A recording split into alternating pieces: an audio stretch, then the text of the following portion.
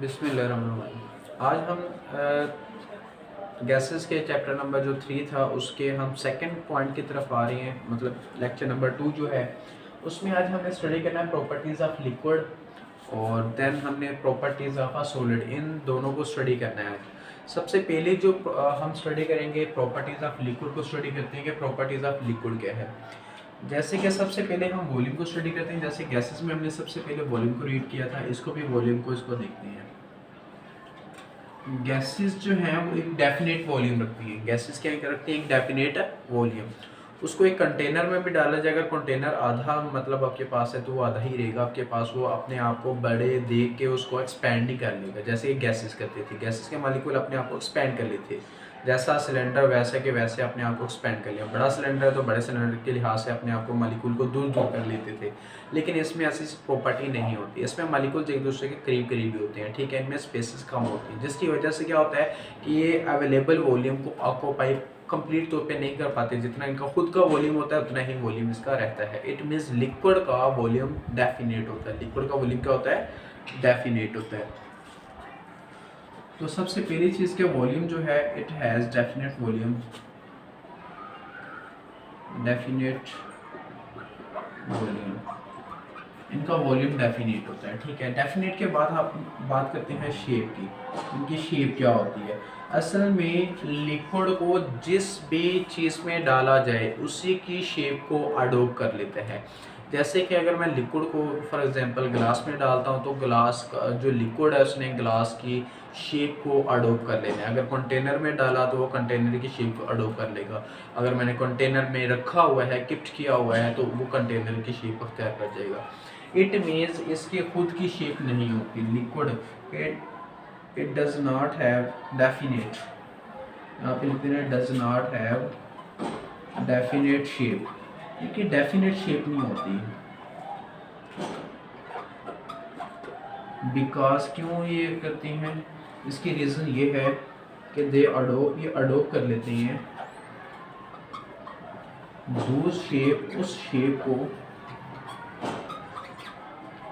Which they kept, मतलब जिनमें इन्हें रखा जाता है वैसे उस जैसे शेप को अडोप्ट कर लेते हैं। जैसे कि मैंने बताया कि ग्लास में रखा तो वो लिक्विड ग्लास की शक्ल अख्तियार कर गया। अगर उसको मैंने कंटेनर में गिफ्ट किया तो क्या हो जाएगा? कंटेनर की शक्ल को अख्तियार कर जाएगा। इट मीन्स लिक्विड की खुद की शेप नहीं होती, उसकी खुद की शेप नहीं होती, जिसमें रखा जाए वैसे ही शेप को अडोप्ट कर लेते हैं। सेकंड पॉइंट के बाद हम इसके थर्ड पॉइंट जिसे हम कहते हैं इवेपोरेशन, क्योंकि मैंने इसमें इवेपोरेशन होती है लिक्विड में। लिक्विड में इवेपोरेशन होने की वजह क्या है? इवेपोरेशन का फेनोमेना शुरू करता है। इसकी जो इवेपोरेशन है वो होती है ऑल टेम्परेचर्स के ऊपर। मतलब इसका ये है कि अगर कोई भी लिक्विड जो है, अगर वो लिक्विड है, फर्स्ट कंडीशन वो लिक्विड हो, अगर वो लिक्विड है तो क्या होता है रहेगा? वो इवेपोरेट होता रहेगा। इवेपोरेट होने की वजह क्या है? ड्यू टू देयर मोशन, इसकी मोशन की वजह से। मोशन से क्या होता है? मोशन में एक सबसे पहली चीज़ ये होती है, देखें कि आपके पास यहाँ पे कंटेनर है, कंटेनर में आपके पास लिक्विड के मॉलिक्यूल्स हैं, यहाँ पे मॉलिक्यूल, यहाँ पे मॉलिक्यूल, यहाँ पे मॉलिक्यूल। क्योंकि ये आपके पास एक लिक्विड है तो लिक्विड में रैंडम मोशन होती है मॉलिक्यूल्स की। रैंडम मोशन होने की वजह से इससे टकराएगा, ठीक है, ये भी इससे टकरा गया, इसके इधर वाला मॉलिक्यूल भी इससे टकरा गया। अभी क्या होगा कि इसकी एनर्जी सबसे ज़्यादा हो जाएगी, इसकी हाई एनर्जी हो जाएगी, जबकि इनकी एनर्जी क्या हो जाएगी? लो एनर्जी हो जाएगी। मतलब यहाँ पे ये होता है कि इसमें ये होता है कि कुछ मॉलिक्यूल्स की एनर्जी हाई हो जाती है, कुछ की एनर्जी क्या हो जाती है? लो हो जाती है। और जिनकी एनर्जी हाई होती है वो क्या करते हैं? इनकी अट्रैक्टिव फोर्सेस को ब्रेक करके वो किस में चले जाते हैं? वेपर स्टेट में चले जाती है। सो आपके पास क्या हो गया? मतलब इसमें एवेपोरेशन होगी। हमने कोई टेम्परेचर नहीं प्रोवाइड किया, जस्ट मॉलिक्यूल्स की खुद की मोशन ही उसे ये करवाने पे मजबूर कर रही है कि कुछ मॉलिक्यूल्स की एनर्जी को बढ़ा देती है, जिसकी वजह से वो क्या कर देते हैं? वेपोराइज हो जाती हैं। इसलिए वो कहते हैं कि कोई भी लिक्विड जो है वो ऑल टेम्परेचर, कोई भी टेम्परेचर हो, उसके अंदर खुद ब खुद यानी कि वेपर्स बनाना शुरू कर देते हैं, एवेपोराइजेशन को फॉलो करना शुरू कर देते हैं। तो इसलिए वो ये लिक्विड की प्रॉपर्टी है। थर्ड प्रॉपर्टी की हम बात कर रहे हैं। थर्ड के बाद हम बात करते हैं इसकी नेक्स्ट प्रॉपर्टी की, जो कि डिफ्यूजन है। हमें क्योंकि इसकी रैंडम मोशन, कहीं पर भी आपको अगर रैंडम मोशन मिलती है that will create or diffusion, वो डिफ्यूजन को हमेशा क्रिएट करती है। कहीं पर भी आपके पास अगर रैंडम मोशन मिलती है, इसमें डिफ्यूजन की बात करनी है। डिफ्यूजन में क्या चीज़ है? डिफ्यूजन में ये इट शोज द डिफ्यूजन, ये डिफ्यूजन को शो करती है, डिफ्यूजन को शो करेगी। अब ये डिफ्यूजन को शो करने की वजह क्या है, क्योंकि इनके मॉलिक्यूल्स की मोशन है, इनके मॉलिक्यूल्स की मोशन है। मॉलिक्यूल्स की जो मोशन है, मॉलिक्यूल्स की जो मोशन है वो रैंडम होती है। वो क्या होती है? रैंडम होती है।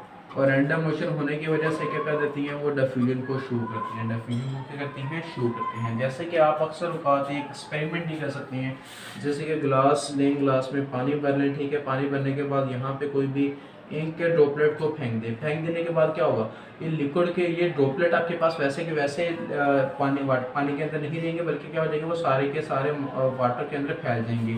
इस तरीके से, यानी कि इस तरीके से मतलब ये एक अलग लिक्विड था, एक अलग लिक्विड था, लेकिन इसके पार्टिकल, इनके पार्टिकल्स पानी के पार्टिकल्स के साथ इस तरीके से मिक्स हो गए हैं कि हमें अभी पता नहीं चल रहा कि इसमें पानी मौजूद भी था या नहीं था। इसलिए हम कहते हैं कि एक होमोजीनियस मिक्सचर बना देते हैं। ये लिक्विड की प्रॉपर्टी, इसका मतलब ये लिक्विड भी डिफ्यूजन को शो करता है, लिक्विड भी क्या करता है, डिफ्यूजन को शो करता है। इसके बाद डिफ्यूजन के बाद हम बात कर लेते हैं इसकी डेंसिटी की, कि लिक्विड की डेंसिटी क्या होती है। अगर डेंसिटी की बात की जाए तो सबसे इंटरमीडिएट पे वॉल्यूम से हम रिलेशन की बात करते हैं, जैसे कि मैंने पहले भी वॉल्यूम से बात की थी। वॉल्यूम जिसका सबसे कम होगा, जैसे कि सॉलिड का वॉल्यूम सबसे कम है, सॉलिड का वॉल्यूम सबसे कम है, ठीक है। लिक्विड का जो वॉल्यूम है वो इंटरमीडिएट स्टेट पे है, मतलब इक्वल है उसका। और जबकि गैसेस के वॉल्यूम की बात की जाए तो उसके वॉल्यूम सबसे ज़्यादा होता है, इसलिए इसका वॉल्यूम सबसे ज़्यादा है, इट मीन्स इसकी डेंसिटी सबसे ज़्यादा होनी है, इसकी डेंसिटी सबसे ज़्यादा होनी है, इसकी डेंसिटी सबसे कम होनी है, क्योंकि इन्वर्स रिलेशन है, डेंसिटी और वॉल्यूम का क्या है, इन्वर्स रिलेशन है। इसका वॉल्यूम सबसे ज़्यादा मिला, इट मीन्स इसकी डेंसिटी सबसे कम है, और इसके वॉल्यूम इक्वल है तो इसकी डेंसिटी मॉडरेट है, मतलब इंटरमीडिएट स्टेट पे आपके पास है। और जबकि इसका वॉल्यूम सबसे कम है, इट मीन्स इसकी डेंसिटी सबसे ज़्यादा हमें देखने को मिलने वाली है। तो इट मीन्स यहाँ पे जो हमारे पास लिक्विड है वो इंटरमीडिएट डेंसिटी को शो करेगा as compared to gases and solid, ठीक है। इसके बाद हम बात कर लेते हैं डेंसिटी के बाद इसके स्पेसेस, कि लिक्विड के अंदर जो मॉलिक्यूल्स हैं उनके दरमियान में क्या स्पेसेस मिलती हैं, जैसे ही गैसेस में मिलती थी हमें स्पेसेस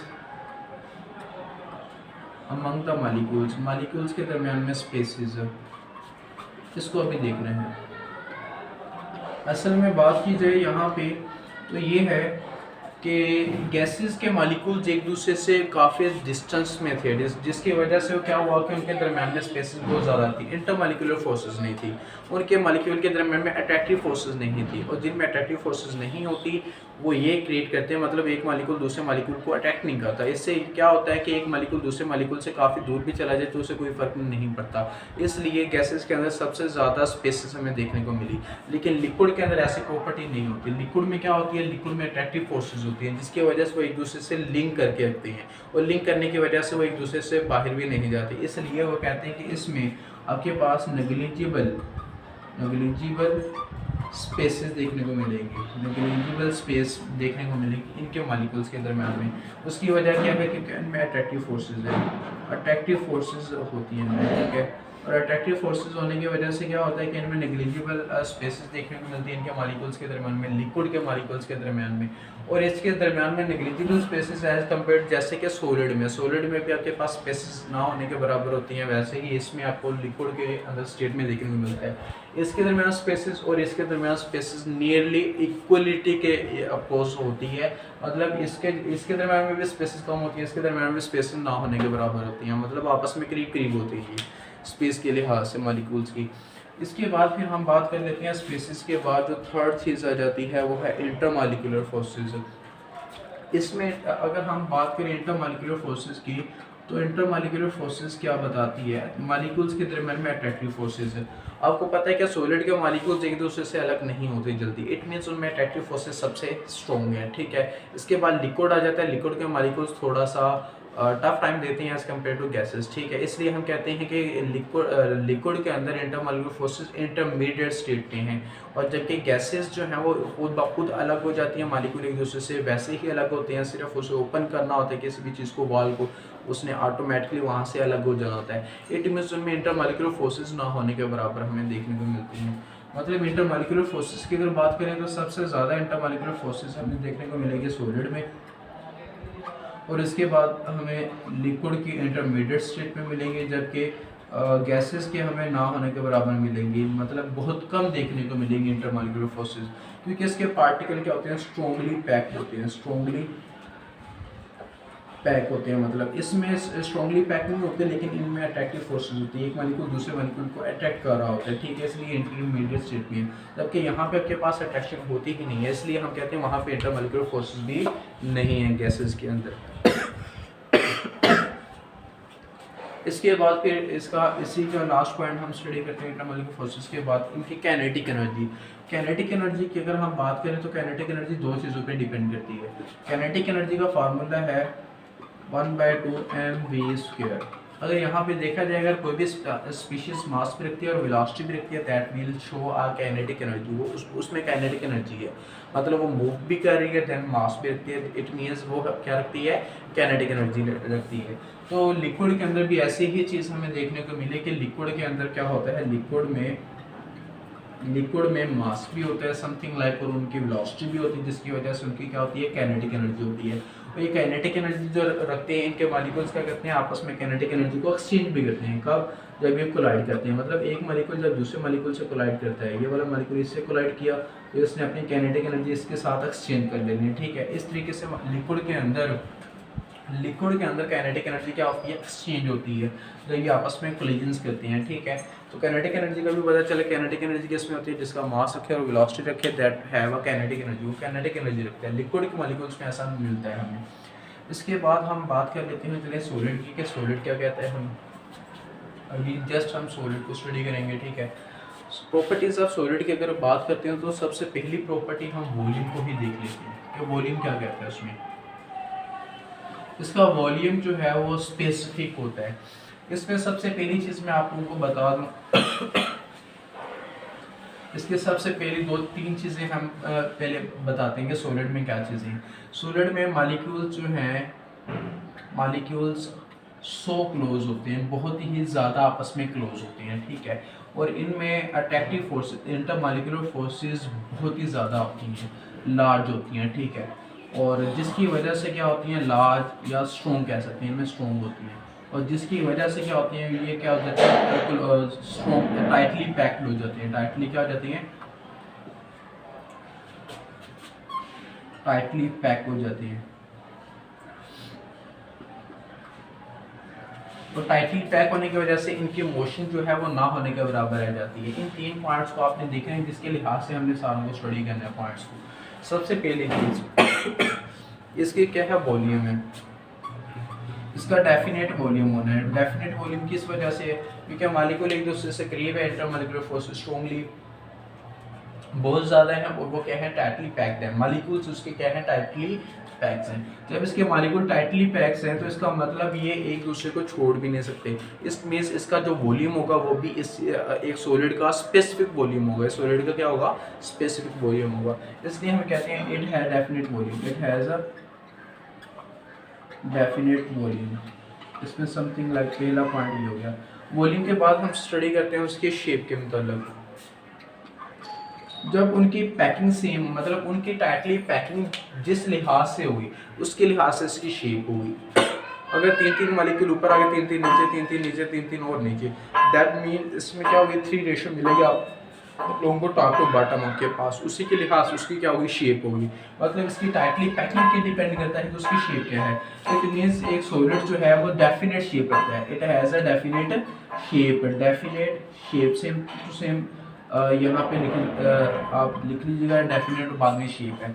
इसके बाद शेप के बाद हम थर्ड पॉइंट की स्टडी करते हैं। थर्ड पॉइंट है इसका कंप्रेशन। कंप्रेशन की बात की जाए तो इसमें आप इन्हीं 3 पार्ट्स को दोबारा स्टडी करना है। कंप्रेशन को स्टडी करें हम, कंप्रेशन में भी देखें। कंप्रेशन तब होता है जब उनके दरमियान में एम्प्टी स्पेसेस हों, जबकि एम्प्टी स्पेसेस अगर ना हो तो क्या होता है कि उन्हें हम कंप्रेस भी नहीं कर सकते। यहाँ पे आप इनको देख सकते हैं, मॉलिक्यूल बहुत ज़्यादा करीब है, अट्रैक्टिव फोर्सेस बहुत ही ज़्यादा स्ट्रॉन्ग है, जिसकी वजह से उनमें टाइटली पैक है। मॉलिक्यूल्स क्या है, टाइटली पैक है। जब टाइटली पैक है तो दरमियान में स्पेस होने बहुत ही कम होती है, ना होने के बराबर है, ठीक है। इसलिए उनमें कंप्रेशन ना होने के बराबर होता है। इट डज नॉट कंप्रेस, ये कंप्रेस नहीं हो सकते। इन्हीं 3 पॉइंट्स को देखते हुए फिर इसके बाद हम आगे स्टडी करते हैं इसके पॉइंट नंबर 4 को, जिसमें है डिफ्यूजन। डिफ्यूजन क्या चीज़ है? डिफ्यूजन की अगर बात करें तो इसमें सॉलिड की जो डिफ्यूजन है वो ना होने के बराबर होती है। उसमें क्या चीज़ें, अक्सर औकात आप दो पत्थरों को मिलाएं, ठीक है, तो मिलेंगे नहीं मिलेंगे। उसकी रीज़न क्या है? क्योंकि उनके मालिक्यूल जो हैं वो एक जगह पे फिक्स्ड है आपके पास, और फिक्स्ड मालिक्यूल्स को आपके पास जब वो रैंडम मोशन नहीं करेंगे तो आपके पास वो कैसे आपस में इंटरमिक्स होंगे? इट मीन्स वो आपस में इंटरमिक्स भी नहीं होंगे। It means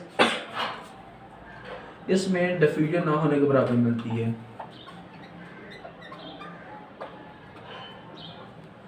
it does not diffuse,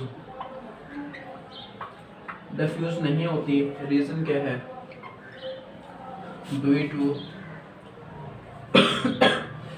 to ये मालिक्यूल्स की टाइटली पैक है। मालिक्यूल्स क्या है? टाइटली पैक है, जिसकी वजह से उनमें डिफ्यूजन नहीं हो पाती। अगर टाइटली पैक ना हो तो मालिक्यूल एक दूसरे मालिक्यूल को छोड़ देता है। इट मीन्स कोई भी दूसरा सब्सटेंस का मालिक्यूल इसके साथ आके अटेन हो जाना था, ठीक है। लेकिन यहाँ पे ऐसी चीज़ नहीं मिलती डिफ्यूजन सॉलिड्स के अंदर। सॉलिड्स के अंदर टाइटली पैकिंग होती है, जिसकी वजह से मालिक्यूल दूसरे मालिक्यूल को नहीं छोड़ता, जो उसके इर्द गिर्द होते हैं, तो कोई तीसरा मालिक्यूल आके वहाँ पे अटेन नहीं कर सकता है। इसलिए उसमें क्या होती है? डिफ्यूजन ना होने के बराबर होती है। इसके बाद हम बात कर लेते हैं इसके मोशन की। इसकी मोशन क्या होती है? इसके मोशन की बात करें तो आपके पास इसमें टाइटली पैकिंग होती है। इट मीन्स इसकी मोशन ऐसी नहीं होगी, रैंडम मोशन नहीं होगी। मालिक्यूल एक जगह से दूसरी जगह नहीं जा सकता, लेकिन मालिक्यूल क्या कर सकता है? अपनी ही स्टेट के अंदर रह के आगे पीछे मूव कर सकता है। जैसे कि समथिंग लाइक यहाँ पे एक मालिक्यूल है, यहाँ पे एक मालिक्यूल है, ठीक है, यहाँ पे ये वाला मालिक्यूल अभी यहाँ तक जाएगा, यहाँ तक जाएगा, दोबारा रिवर्स आ जाएगा। इस तरीके से ये आगे पीछे इस तरीके से मूव कर सकता है। मतलब ये मालिक्यूल यहाँ पे जाएगा, दोबारा यहाँ पे वापस आ जाएगा, इसी तरीके से यहाँ पे होगा, ऊपर जाएगा, नीचे जाएगा। मतलब इनकी वाइब्रेशनल मोशन होती है। इनकी क्या आती है? वाइब्रेशनल मोशन होती है। एक मालिक्यूल आगे पीछे मूव कर सकता है, लेकिन एक ही पॉइंट के एक्सिस की वो वहीं उसी पॉइंट के ऊपर दोबारा रोटेट करता रहेगा। इसलिए वो कहते हैं कि सॉलिड अपने मालिक्यूल्स में अपनी वो जगह तो नहीं छोड़ते, इसलिए उसमें डिफ्यूजन जैसी प्रॉपर्टी नहीं हमें देखने को मिलती। इसलिए वो क्या कहते हैं कि इनमें वाइब्रेशनल मोशन, इनमें क्या है? वाइब्रेशनल मोशन है। क्योंकि वाइब्रेशन का मतलब एक ही पॉइंट के लिए टू एंड फ्रो मोशन है, और इसमें भी ऐसे ही हमें मोशन देखने को मिलती है। मालिक्यूल इधर गया, फिर इधर गया, दोबारा ऐसे पे आया, इधर गया, ऊपर नीचे गया, फिर दोबारा ऐसे पे आया। मतलब that shows the vibrational motion. इसलिए हम कहते हैं कि सॉलिड के अंदर जो मोशन होगी वो क्या होगी? वाइब्रेशनल मोशन होगी। चलिए ठीक है, आज के लिए इतना ही काफ़ी है। ओके, खुदा हाफिज़।